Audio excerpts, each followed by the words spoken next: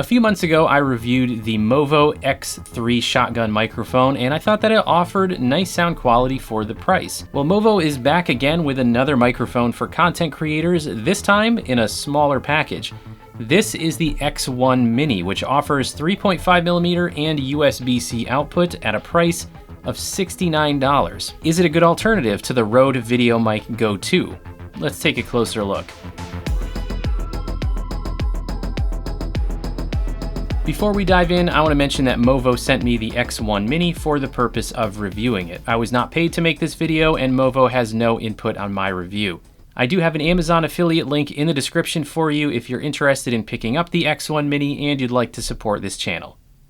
The X1 Mini is entering a market of mini shotgun microphones that ranges from super budget friendly and super tiny mics to premium prosumer shotgun microphones that offer very nice sound quality and a lot of features. And the X1 Mini is kind of right in the middle of that range. It is small and lightweight, but it's also not super tiny, and it offers some impressive specs, but it's not quite as full featured as some of the more expensive options. So let's review the specs of the X1 Mini, and then we'll test it out in a few scenarios and do the all-important comparison to the Rode VideoMic GO II, as well as a few other options. The X1 Mini is a short shotgun microphone with a super-cardioid polar pattern. It has a sensitivity of -33 dB and a frequency response of 20 Hz to 20 kHz. The signal-to-noise ratio is 80 dB and has a maximum SPL of 110 dB, and the conversion over USB is selectable 16 or 24-bit at 48 kHz. The outputs include USB-C and 3.5mm. There's no battery, so the 3.5mm output runs on plug-in power from your camera or recorder. It also functions as a headphone output for monitoring while the USB output is in use. There are no software features or DSP when you use the USB connection. Included with the X1 Mini, you get a Rycote shock mount with a 1/4 inch and cold shoe mounting option, a foam windscreen and a furry windscreen for outdoor use, a 3.5mm TRS and 3.5mm TRS to TRRS cable, a USB-C to USB-C cable, and a zipper carry case. The price is $69.95, and the X1 Mini is available on Amazon and directly through Movo's site. All right, let's start our testing out with the basic talking head style video use case. For this, I've got the X1 Mini boomed just out of frame up here. The distance is 15 inches away from my mouth.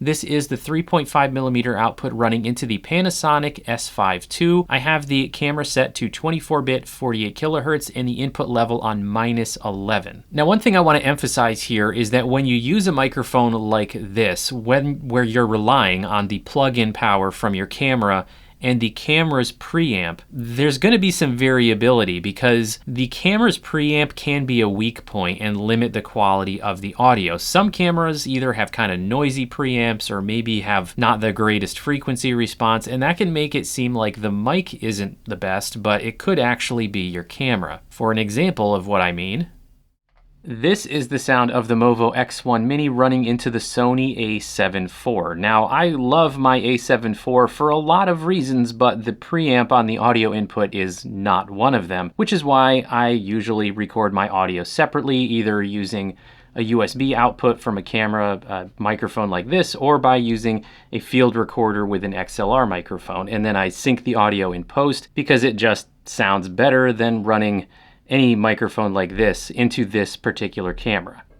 And now we're back on the S5 II, so hopefully the difference there was apparent. And my only point here is that I can't guarantee exactly how any microphone will sound running into your camera unless you happen to have one of the same cameras that I have. And now we've switched to the USB output of the X1 Mini. I'm recording this into my MacBook using Audacity, but I'm still using the 3.5mm output to send the audio into the camera because both outputs do work at the same time. I think you get a little bit of a lower noise recording with the USB output, so with this setup, I'm still getting scratch audio into the camera so I can sync it in post, but I have the higher quality USB recording in my computer that I will use in the final video. Now, the recording environment I am in is not the greatest for having a super low noise floor, so I personally always use a little noise reduction in post and a high pass filter, but I'm not applying any of that processing in this video, so you are going to hear some of my environmental noise. Also, one thing to be aware of is that when you're powering the mic with the USB input or output, it does change the sound of the 3.5mm output.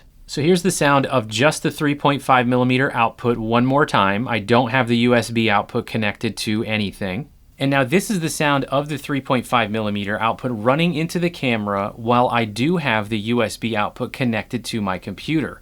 The difference here is that instead of being powered by the 2 or 3 volt plug-in power of the camera, it's now powered by the 5 volt USB power. In some cameras, you can control that, like the S5 II I'm using now. I had to go in and change the mic input from the mic with the power symbol to line level input, and then change my input level because it was way too hot of a signal when it was set to the regular mic input level. So this can actually be a trick if you're not happy with the 3.5mm output sound by itself. You could try connecting the USB connection to anything, your phone, a power bank, just to see if that improves the sound, if you like the sound of it better when it's powered using that USB port. All right, let's get out of here. Now, some of you may be wondering, do I need an external microphone at all? And the answer really depends on what you use your camera for. If you're a content creator putting out regular content for an audience, chances are you're going to benefit from an external microphone of some kind, especially if you are a solo creator and you don't have somebody who can keep your camera and your microphone closer to you. To give you a sample, this is the Sony ZV-E1. I'm using the built-in microphone on it, and it is set to the front direction. I'm using this as the example because I consider the ZV-E1 and the ZV-E10 Mark II to have some of the better built-in microphones on any camera in this price range on the market currently. And just for your comparison point, here is the ZV-E1 again, but now it has the X1 Mini plugged into the audio input. I adjusted the audio level just a little bit, but now this is going to guarantee the directionality of the audio. It's only going to be coming from in front of the camera, and it has a little bit of a tighter pickup pattern. So let me know in the comments, do you think that the ZV-E1's built-in mic with the directional, front choice sounds just as good as using the X1 Mini, or does the X1 Mini make it sound better? All right, now this is just a sample of the X1 Mini recording straight into my iPhone 15 Pro Max. I'm using the Blackmagic camera app. I have the X1 Mini selected as the audio input. It's running just over USB straight into my phone. And I don't have any other extra rigging here. this is a very simple magnetic mount set up with a little handheld tripod I'm just holding out here. So nothing special about this rig. And I'm holding this, I would say it's about maybe 14, 15 inches away from my mouth. At the most, maybe a little bit less than that. And here's how it's sounding.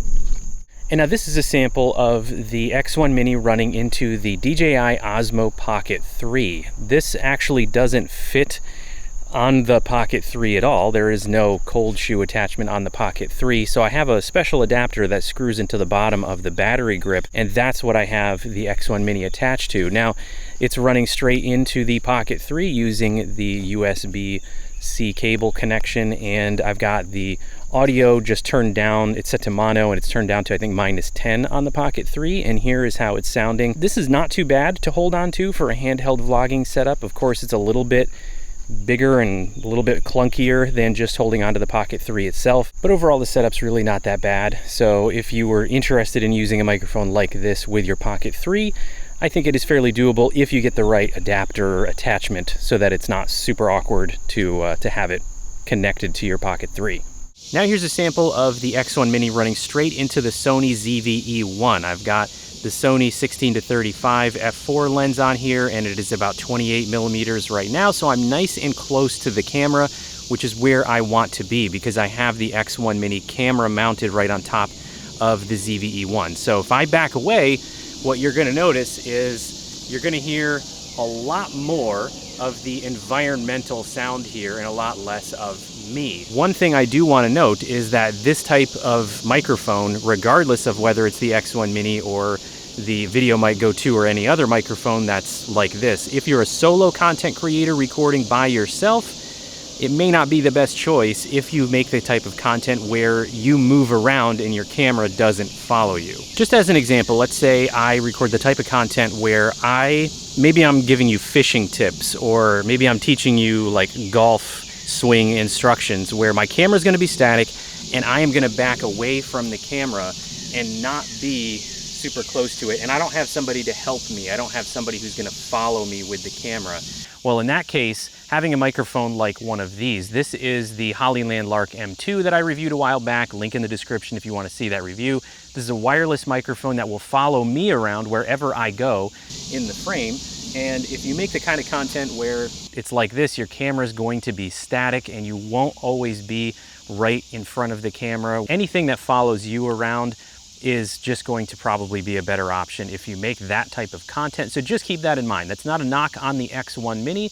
That's just something to keep in mind as sort of a top priority or top consideration when you're deciding what type of microphone to get for the content that you make. And now we're back inside. Let's just do a quick sound test with the microphone more close up, like we're recording a podcast, to see how the X1 Mini might work if we want it to be a multi-purpose microphone that we would use for everything. We're going to also weave in a comparison to the VideoMic GO II here. Now, this is not the sort of official comparison, but I wanted to include a USB sound sample comparison. So I've got both of these on a desk stand. The VideoMic GO II is on this side here. It's recording into my iPhone. I'm using the Rode Reporter app to record this 24-bit 48 kilohertz. And then over on this side, we've got the Movo X1 Mini recording into my MacBook into Audacity, also 24-bit 48 kilohertz. We'll switch back and forth here so you can hear the difference between how these two sound at close range over USB. And I don't have any of the DSP processing turned on the VideoMic GO II, so this is just the raw sound over USB, so you can see how they both would work as a podcasting style microphone or at closer range versus using them at their traditional boom distance out of frame. And lastly, here's a little sample of how the X1 Mini sounds over the USB connection with some post-processing applied as if I was going to use this for a podcast. Just wanted to see how the sound quality would hold up to the typical post-processing that I would do. So this includes a little noise reduction, some EQ adjustments, a high-pass filter, de-essing, compression, and of course the limiter. So there you go, a quick sample of how the X1 Mini sounds with some post-processing applied. And now we'll do some comparisons to other microphone options, and we'll use the talking head style setup here. I want to get the boom positioning similar for each of them, so we're going to go through them individually rather than all at once. Starting with the X1 Mini, of course, this is the 3.5mm input running into the Panasonic S5 II. Just a reminder, this has USB and 3.5mm output, no battery, and no DSP features. We will be using the 3.5mm input in the camera for all of the comparisons, not the USB outputs. Now this is the Comica VM10 Pro, which runs around $50. It is frequently discounted on Amazon from what I've seen, so you can probably get it for less than $50. This is a representative of the tiny camera microphone category.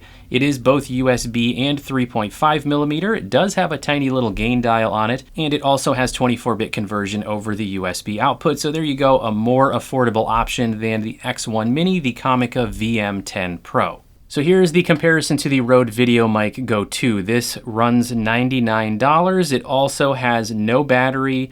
It is a USB and 3.5mm output microphone. It does, however, have some DSP features, including a high-pass filter, a high-frequency boost, and a pad that you can use over the USB connection, but only over the USB connection. It also has 24-bit conversion over USB. So there you go, a comparison of the VideoMic GO II to the X1 Mini.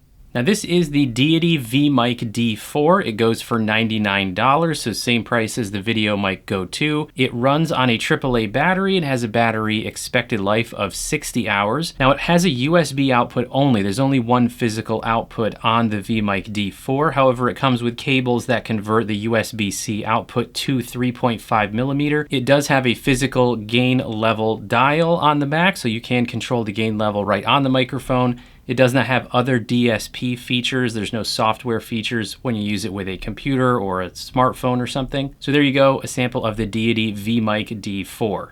Now this is the VideoMic NTG from Rode. It goes for $249. It has a built-in rechargeable battery that lasts about 30 hours between charges. It has USB and 3.5mm outputs. It also has several physical on-microphone controls, including a gain dial to control the level, a high-pass filter, a high-frequency boost, a pad, and a safety track. The conversion is 24-bit over the USB output. So there you go, a sample of Rode's $249 VideoMic NTG.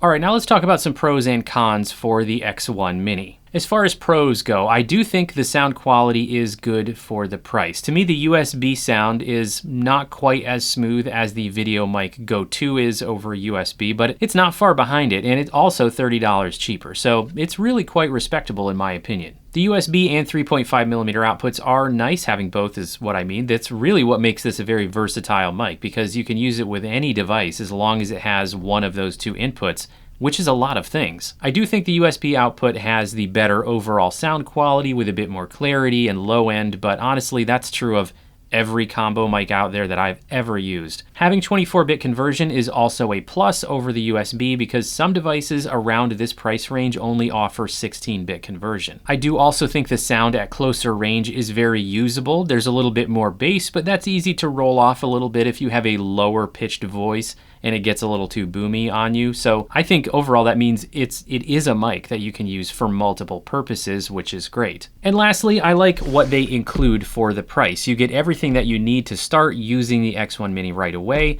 I should note though that all the microphones in this comparison also come with most of the same accessories, although not all of them come with the extra furry windscreen for outdoor use, so that is good to have. Now let's talk about a few cons. Nothing I have here is really a huge deal, especially at this price point, but there are a few downsides. First, there are no extra features like a high-pass filter, a high-frequency boost, or a pad, which several other microphones of this type, maybe not at this price, but of this type, do offer. Again, for the price, it's not necessarily a given that you'd have those features, but if you want those features, that could be a reason to pay the extra $30 for a VideoMic GO II, which has a high-pass filter, high-frequency boost, and a pad which you can enable over the USB output. They're not available over 3.5mm, but they are over USB. Another con would be there's no physical gain control. And now this one is really more of a trade-off. To me, it's not truly a negative thing here, because most microphones that don't have their own power source don't also have a physical gain control. Options like the Deity VMic D4 that have their own battery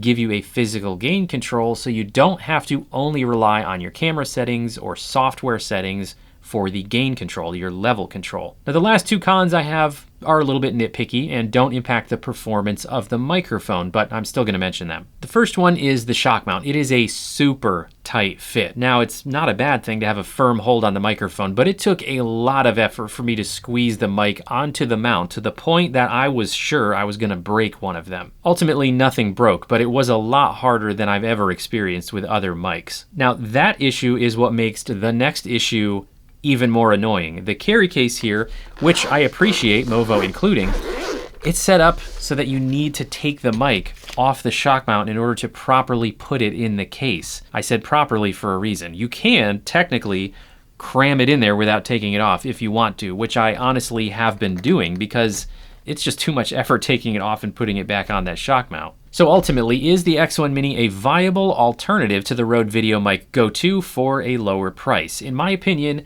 yes, it is, as long as you don't need the additional features that the GO II or other microphones offer. If you're really just looking for quality sound with a 3.5mm and USB output, the X1 Mini delivers that at a very reasonable price. All right, so that'll do it for this video. Let me know what you think of the X1 Mini. Let me know if you bought one for yourself and how you're liking it. Don't forget to subscribe to the Semi-Pro Tech and Gear channel, and while you're here, why don't you check out one of these videos? I'm sure you'll like it. Thanks, everybody. See you next time.